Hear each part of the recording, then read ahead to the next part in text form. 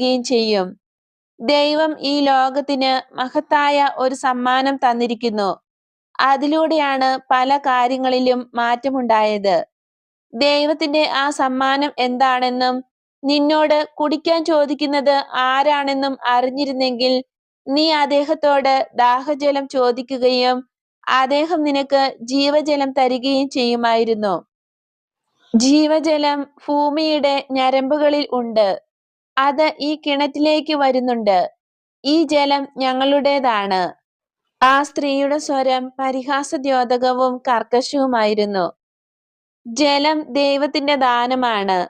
ദൈവകൃപയും അങ്ങനെയാണല്ലോ. ജീവനും ദൈവത്തിൽ നിന്നാണ് വരുന്നത്. സ്ത്രീയെ, സകലതും ആ ഒരേ ഒരു ദൈവത്തിന്റെ വകയാണ്. സമരിയാക്കാരും യഹൂദന്മാരും ഉൾപ്പെടെ എല്ലാ മനുഷ്യരും ദൈവത്തിന്റെ സൃഷ്ടികളാണ്. ഇത്